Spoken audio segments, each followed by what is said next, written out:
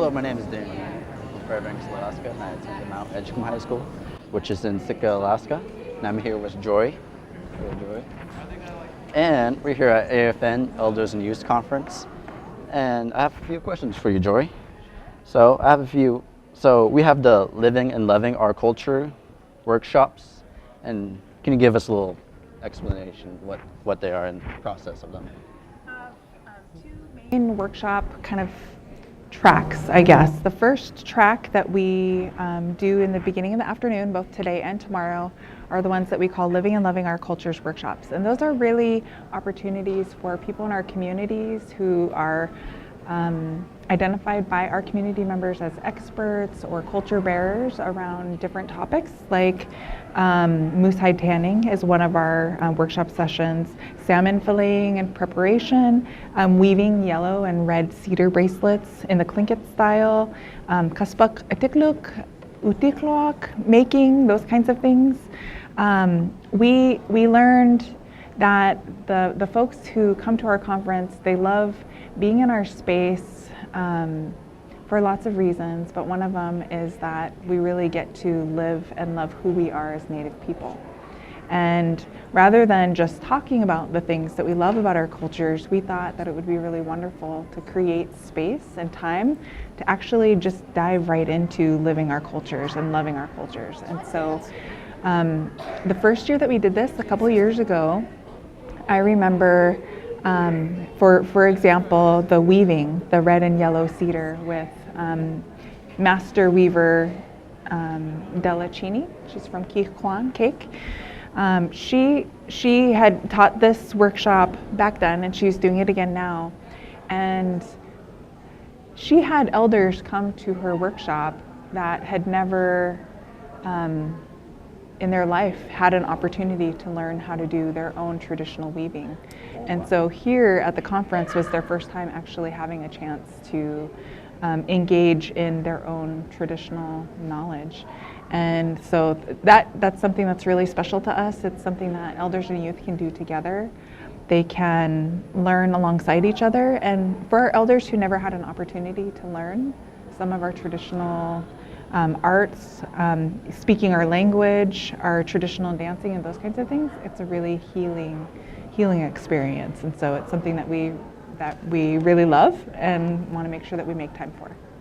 Oh, wow, I, as a youth, had never thought that elders wouldn't know how to do this, because we're always taught by our elders and respectfully, traditionally. So yeah. I didn't really think that elders would have not to know. So. And another question, which one would you honestly prefer to go to? Or which one do you honestly liked that caught your attention? Let's see. Well, I've gone to quite a few over the years.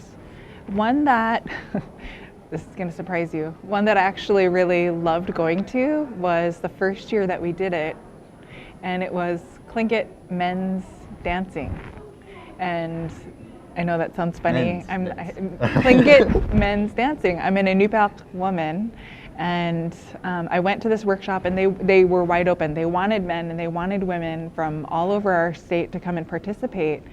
And after going through that workshop, have you ever done Tlingit men's dancing? But okay. I have. I go to school in Sitka, which is in Tlingit. So country. I have a bunch of Tlingit friends, and awesome. I'm all shown all these Tlingit ways and traditional in the language. So yeah, so as they were teaching the dancing, they were having us bend our knees, and they kept saying, go lower. And so we're like really dancing, and they wouldn't let us stand up. We had to stay low and doing our dancing. And they were talking about how important it is to do that so that you strengthen your legs, so that when you're climbing the hills to go deer hunting, and when you're doing all of these things, that it helps to prepare you for that.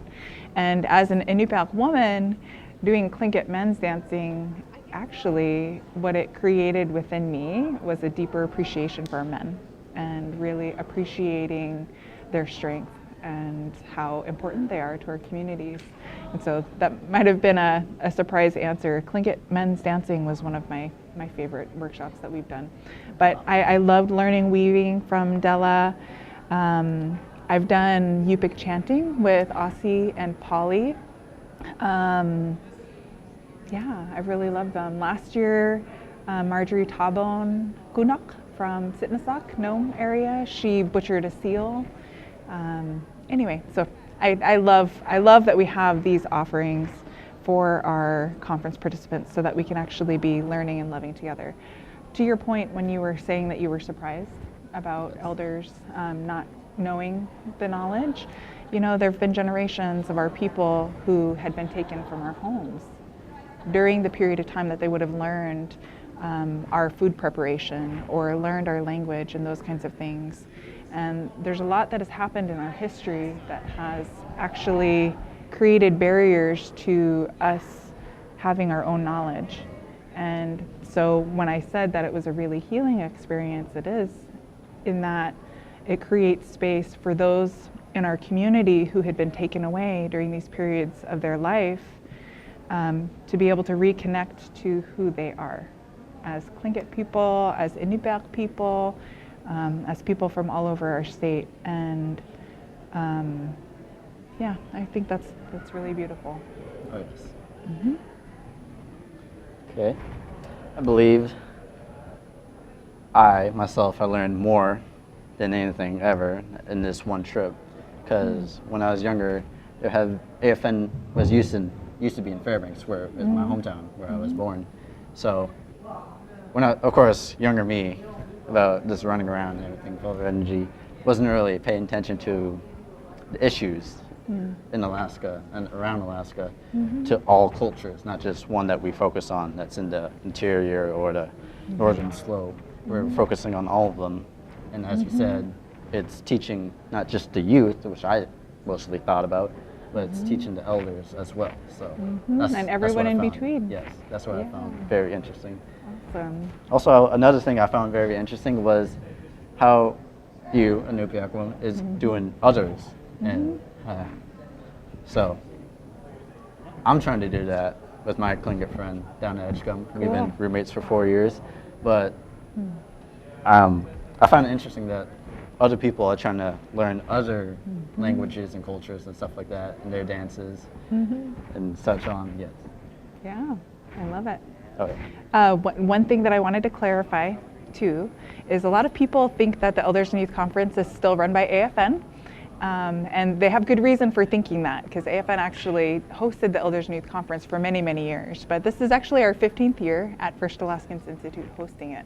Oh, wow. So FAI is the host of the Elders and Youth Conference. But it kicks off what we call Native New Year because it is AFN week. And so I just wanted to clarify that for folks that might be listening. It's common. A lot of people say, hey, AFN Elders and Youth, and they're not wrong because it used to be, but it is First Alaskans that hosts it. I'm one of them, so I'm just learning this now as well. That's good.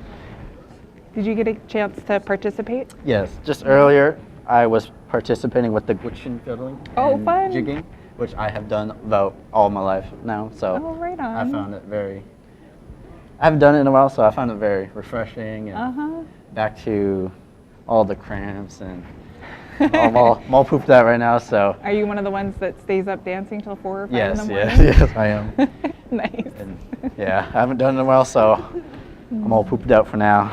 Awesome. I was on the other side of the room, but I could hear the music and the laughter, and I just have to say, just even being all the way across the room, not dancing, totally brought a smile to my face. It was beautiful. Yeah. Cool. How about attending, Jorie? Attendance. How would one attend? How to attend the Elders and Youth Conference? Yeah. Well, some regions are very formal. There may be organizations within your region who sponsor or host elders and youth to attend. Sometimes it's the tribe, sometimes it's a local nonprofit, or even sometimes regional corporations will sponsor elders and youth and chaperones and invited guests to come. Sometimes within the school systems, the school districts, the principals or other school leadership will opt to bring a group of students to the conference, and so it varies from region and community to community. When we're in Anchorage, generally we have between 14 to 1,500 participants, and when we're in Fairbanks, usually 700 to 800 roundabouts. So there's a lot of people coming in. Yeah, and most are coming in from outside of Anchorage. We do have a lot of students from Anchorage, Palmer, and Wasilla that do attend, but the majority of the participants are coming from all over the state. Yeah. Wow. Okay. Yeah. And such as my school as well. Mount Edgecombe, where is coming in. Okay. We came in last night. How many of you guys came? Not a lot of us, because due to budget cuts and low budget, but about 12 of us were able to go. That's still a good sized group. Right on. My mom actually went to Edgecombe. Oh, really? In the 60s. Oh, wow. Yeah. Okay. Yeah. Funny. So going from the tundra all the way down to the rainforest. Oh, yeah. It's a big change. Quite a shift. What was I going to say?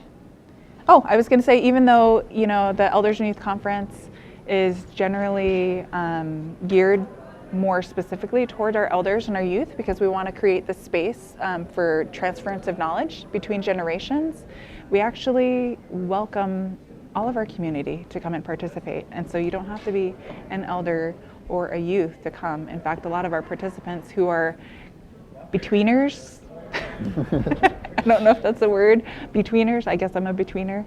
A lot of our folks who are between elders and between youth really, really love and look forward to our conference all year. And so I just want to let that be known, that if it's something that you're interested in coming and participating in, we would love to have you. So please join us.